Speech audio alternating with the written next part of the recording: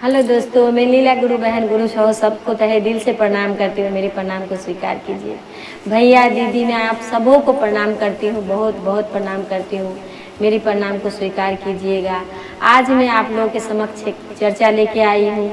ये चर्चा मैं आप लोग को सुनाने जा रही हूँ। मैं आशा करती हूँ ये चर्चा आप लोग को अच्छा लगे। अगर अच्छा लगे तो आप लोग ज़रूर बताइएगा। फिर इससे आगे अच्छी अच्छी चर्चा, अच्छी अच्छी अनुभूति तो महादेव इतना दिए हैं कि मैं कितना भी बोलूँ तो कम है। लेकिन फिर भी चलिए आप लोग को सुनाती हूँ। आप लोग भी अपना अनुभूति मुझे सुनाइएगा।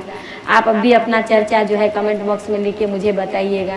किसी प्रकार के भी आप लोगों को कोई दिक्कत हो नमः शिवाय करने में या फिर किसी प्रकार के गुरु के संबंध में पूछने के लिए तो आप हमें पूछ सकते हैं। हम उनका उत्तर आप लोग को शीघ्र ही देंगे या जल्दी ही दे देते हैं। तो दोस्तों, एक मतलब गांव का जो मुखिया होता है, गांव का मुखिया थे, तो मुखिया का पिताजी थे तो बहुत ही बीमार थे पिताजी। मतलब बहुत ही उनका उम्र हो गया था और बहुत बीमार थे। तो बीमार थे तो मुखिया जी सोच रहे थे कि अब देखिए कोई मतलब हमारे मतलब कोई भी बूढ़े आदमी अगर बेड में हो, बहुत ही कष्ट भोग रहे होते, तो हम लोग यही कहते हैं कि हे गुरुदेव, थोड़ा सा इनको जो है सो जगह दे दीजिए, थोड़ा सा स्थान दे दीजिए, अपना पास बुला लीजिए, क्योंकि ये चल नहीं पा रहे हैं। इनके साथ साथ वो तो कष्ट में ही, इनके साथ साथ बहुत लोग कष्ट में हैं। तो हम लोग इसी तरह का जो है सो महादेव को बोलते हैं कष्ट में रहने के बाद। तो वो जो मुखिया जी थे, उनका जो पिताजी थे, बहुत ही कष्ट में थे, बहुत ही तकलीफ में थे। उनका मृत्यु नहीं हो रहे थे, नहीं वो खा पा रहे थे, नहीं वो पी पा रहे थे। बेड में लेटे हुए थे बहुत 2-3 महीना से। तो बहुत ही गुरु को बोलते थे कि गुरु, आप अगर पापा को नहीं ठीक कर देंगे, पिताजी को नहीं ठीक कर पा रहे हैं, तो उनको थोड़ा सा स्थान दे दीजिए, अपना पास बुला लीजिए, क्योंकि बहुत कष्ट कर रहे हैं, बहुत ही कष्ट में, बहुत ही दुख में, जो हम लोग नहीं देख सकते हैं, नहीं देख पा रहे हैं ये कष्ट। तो गुरु रूपी एक साधु आए उनके वहाँ, और साधु आकर कहते हैं कि देखिए, कोई अगर बूढ़ा आदमी, अगर बहुत बुजुर्ग अगर कोई बेड में रहता है, तो कभी कभी क्या होता है, हम लोग बोलते हैं थोड़ा सत्संग करवा दे, हम लोग बोलते हैं थोड़ा शिव चर्चा करवा दे, हम लोग थोड़ा भागवत मतलब करवा देते हैं, ताकि उनका जो भी है मतलब भूल चूक हुआ हो वो मतलब दूर हो जाए और उनको जो है जल्दी से जल्दी जो है मोक्ष मिले। तो ये चीज़ हम लोग कोशिश करते रहते हैं। कोई बीमार होता है तो इस प्रकार का। तो गुरु स्वरूप आए मतलब एक साधु, और बोले कि आप ऐसा करिए कि 9 दिन का जो है चर्चा जो है सो आप अपना यहाँ पे रख लीजिए, तो हो सके तो पिताजी का जो है सो महादेव के समक्ष जाने का कुछ उपाय हो जाए। तो उन्होंने कहा कि सबसे पूरा गांव में सबको बोल दिए कि देखियो, हम 9 दिन का चर्चा रखे हैं, और ये हम खाली वो जो बोले 9 दिन के चर्चा रखिए पिताजी के लिए, तो पिताजी के लिए ही रखे थे। तो सबको बोल दिए ये कि 9 दिन का चर्चा रखा है, तो कोई दूसरा व्यक्ति ना सुने, मैं अपना पिताजी के लिए ही ये चर्चा रखा हूँ 9 दिन का। तो 9 दिन का चर्चा हो रहा है। तो वो जो मुखिया जी थे, जिनका घर, उनके घर में एक व्यक्ति जो है सो काम के लिए आते थे, काम के लिए आते थे, जैसे बगान उगान में काम करना, कुछ ऐसा काम करने के लिए वो आते थे। तो आते तो पूरा गांव में बोल दिए थे कि कोई भी इस चर्चा को ना सुने, क्योंकि पिताजी के लिए सत्संग रखा गया है। और सत्संग किसी के लिए पर्सनल नहीं होता है दोस्तों।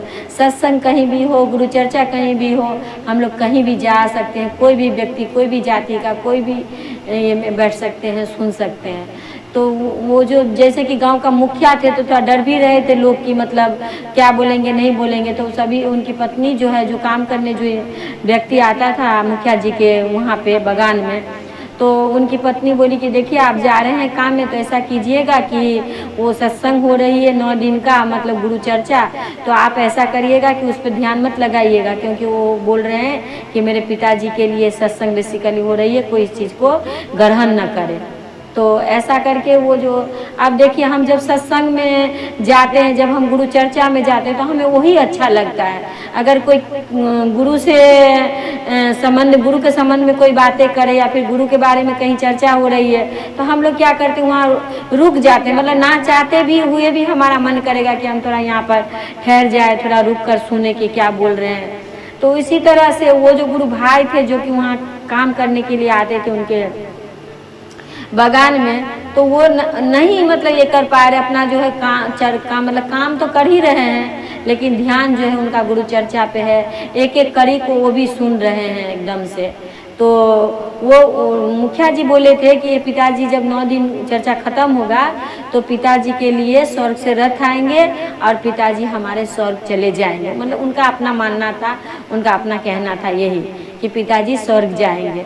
अब ये जो है सो गांव में गुरु भाई जो है काम करने जो आते थे उनके बागान में, तो वो भी सुन रहे हैं गुरु चर्चा। अब डेली काम भी कर रहे हैं, गुरु चर्चा भी सुन रहे हैं, काम भी कर रहे हैं, गुरु चर्चा भी सुन रहे हैं। तो 9 दिन का जब चर्चा खत्म होता है तब अपनी पत्नी से जाके कहता है गुरु भाई कि देख आज 9 दिन होने वाला है, 8 दिन हुआ है, 9वां दिन है, तो ऐसा होगा कि आज मैं काम पे जा रहा हूँ और तू मेरे को थोड़ा जो अच्छी अच्छी भोग बना दे, खाना मैं खा लूँ ताकि मैं भी आज स्वर्ग जाने वाला हूँ। तो उसकी पत्नी बोली कि आप कैसे बात करते हैं, जो व्यक्ति मर जाता है वही स्वर्ग जाता है या फिर नर्क जाता है, भगवान जाने, क्योंकि हम लोग तो नहीं देखे हैं कि स्वर्ग कैसा है, नर्क कैसा है। हम तो यही जानते हैं कि इंसान का ये मिट्टी का शरीर है, इसमें एक प्राण है, जब हम मर जाते हैं तो प्राण यहाँ से निकलकर दूसरा जन्म लेता हुआ इंसान में ढुकता है। हम तो यही जानते हैं कि इसमें इस शरीर को छोड़ के दूसरा शरीर हम लोग लेते हैं। खैर अपना अपना मानना। तो वो ऐसे बोल रहे हैं कि तुम अच्छा अच्छा खाना बना दो और मैं गांव में सबको बोल के आता हूँ कि मैं तो चला जाऊँगा इस दुनिया से, ताकि तुम लोगों को बाल बच्चा का जो है सो देखे। वो सबको गांव में अपना दोस्त लोग से मिलने गया, सबको कहने लगा कि भाई देखो ना, मैं ये सत्संग जो मुखिया जी रखे हैं 9 दिन का, तो हमने 9 दिन हम भी स्मरण किए हैं, इस भजन को, इस चर्चा को सुने हैं। तो उनका पिताजी जब स्वर्ग जाएंगे तो मैं भी स्वर्ग चला जाऊंगा, क्योंकि मैं भी ये चर्चा सुना हूँ। तो आप लोग, मेरी पत्नी, मेरा बच्चा लोग को थोड़ा ख्याल रखिएगा, देखिएगा। तो उसकी पत्नी बोली ये पगला हो गया है, ऐसा क्यों बोल रहा है कि मतलब ये चले जाएंगे स्वर्ग, मरे हुए इंसान जाते हैं स्वर्ग या नर्क, या ये तो जिंदा व्यक्ति बोल रहा है इस तरह का। तो उसकी पत्नी को बहुत ही मतलब हंसी आने लगी। तो उसकी पत्नी जो है, जो जा रहे हैं पति, उनके पीछे पीछे जा रहे हैं। तो पीछे पीछे जा रहे हैं तो इतना ही में जोर जोर से रोने की आवाज़ आई। सबके सब मुखिया जी के दरवाजे पे गए और जाने के बाद पता चला कि मुखिया जी के पिताजी नहीं रहे। तो नहीं रहे तो वो सोच रहा है काम करने वाला इंसान, गुरु भाई, कि ये चर्चा तो मैंने भी सुना हूँ, मैं भी बहुत अच्छा से ग्रहण किया हूँ इसको, एक एक भजन, एक एक चर्चा को, कड़ी को मैंने महसूस किया हूँ। तो जब रथ आएंगे भगवान का इनके पापा को, पिताजी को लेने के लिए, तो मुझे भी लेके जाएगा। तो देखिए, जो भगवान को कौन देखते हैं, जो दिव्य शक्ति जिनके पास होते हैं, वही व्यक्ति जो है सो जल्दी करके भगवान को महसूस कर सकते हैं या फिर देख सकते हैं। अगर आप अच्छे पुण्य आत्मा हो, अगर आप मर रहे हो, तो आप देख लोगे कि जमराज आया है मेरे को लेने के लिए, या फिर महादेव का दूत आया है मेरे को लेने के लिए। अगर हम इस तरह से कर्म करेंगे तब। अब वो क्या देखता है, वहाँ पे मुखिया जी के दरवाजे पे जाके वो भी खड़ा है कि यहाँ पे उनका पिताजी मर गया तो कहीं ऊपर से रथ आएंगे। अब गांव का जितना आदमी है सब उनके दरवाजे पे आके खड़ा हो गया कि क्या बोल रहा है काम करने वाला आदमी, कि रथ आएगा, रथ आएगा, हम जाएंगे स्वर्ग के लिए। तो ऐसा होता है कि जो रथ आ रहा है, उनका पिताजी तो डेट कर गए, जो भी गुरु भाई थे। अब वो गुरु भाई जो उनके वहाँ काम करने के लिए जो आए हैं, वो भी ऊपर को देख रहे हैं कि रथ कहाँ आ रहा है, कि रथ कहाँ आ रहा है। तो देख रहा है कि सही में ऊपर से एक रथ जो है सो नीचे के उतर के आ रहे हैं। तो कोई नहीं देख रहा है, कोई भी नहीं। अब देखिए, उनके पिताजी, मुखिया जी के पिताजी जो थे वो तो मतलब मर गए। अब उनका प्राण मतलब लेके वो जमराज है या भगवान का दूत है, जो भी, वो लेके जाएंगे। पर ये जो चर्चा सुना है, ये जो भगवान को महसूस किया, तो ये देख रहा है कि ऊपर से एक रथ जो है सो नीचे को उतर रही है और आ रही है। तो उसने कि जैसे ही रथ नीचे में आई तो जा करके जो है उसमें बैठ गया। अब बैठ गया तो इसकी पत्नी तो नहीं देख पा रही है रथ को, खाली जैसे ही वो बैठा वैसे ही रथ जो है सो ऊपर को और चलने लगे। जैसे ही ऊपर ऊपर आस्ते आस्ते आस्ते आस्ते रथ हो रहा है, तो मुखिया जी के जो गुरु भाई की जो पत्नी है वो बोल रही है कि सही में तो मेरे पति तो सही में रथ में बैठ के जा रहे हैं, भली मैं रथ न देख पाऊँ, पर मैं अपना पति को तो देख पा रही हूँ कि मेरे पति जो है सो उसमें जा रहे हैं। अब जा रहे थे तो वो गुरु भाई जो थे, जो काम करने आते थे मुखिया जी के यहाँ, उनका पाँव जो है सो जल्दबाजी में एक पाँव बाहर को रह गया और एक पाँव अंदर चला गया। अब उसकी पत्नी जो है पाँव पकड़ के झूल गई, अपने पति का पाँव पकड़ के। अब उसकी पत्नी जो पाँव पकड़ के झूल गई तो गांव के लोग देख रहे हैं कि अरे बाप सही में यहाँ रथ आया था।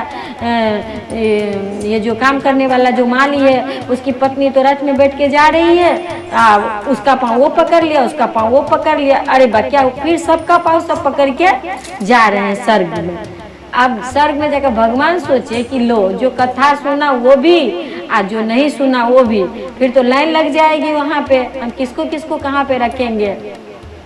तब भगवान ने ऐसा लगाया कि माया का बाजार सबके मन में आया कि मुझे बहुत भूख लगा है, मुझे बहुत ही खाना खाना है, और बहुत सारा बाजार सबको दिख रहा होता है, और रथ नीचे में ही बहुत सारा बाजार सबको दिख रहा होता है नीचे में। तो सबके सब बोल रही है कि अभी तो रथ नहीं चल रहा है, अभी तो थोड़ा ही ऊँचा, चल हम थोड़ा सा लड्डू खरीद के कुछ ले लें। अब सबके सब उतर के जैसे ही लेने के लिए गए वैसे ही रथ जो है सो ऊपर चला गया, और जब सबका भ्रम खत्म हुआ तो दिखाई दिया कि सबके सब सृष्टि में ही है, जो गुरु भाई जो काम करने के लिए आते थे वो खाली नहीं है, और मुखिया जी का पिताजी मतलब नहीं है। तो आप जब सत्कर्म करते हो, जब हम लोग सत्कर्म करते हैं, जब गुरु को पथ पे चलते हैं, जब सही रास्ते पे चलते हैं, मन में किसी के प्रति हम लोग जब खोट नहीं रखते हैं, एकदम सच्चा हमारा मन है, तो भरोसा करिए हमें महादेव का ही दूत लेने आएंगे, जमराज नहीं आएंगे। तो आप लोग भी इसी तरह का गुरु का काम करिए, गुरु के राह पे चलिए। अगर ये चर्चा अच्छा लगा हो तो आप लोग हमें ज़रूर बताइएगा। मैं फिर से गुरु सहो सबको तहे दिल से प्रणाम करती हूँ, मेरे प्रणाम को स्वीकार कीजिए।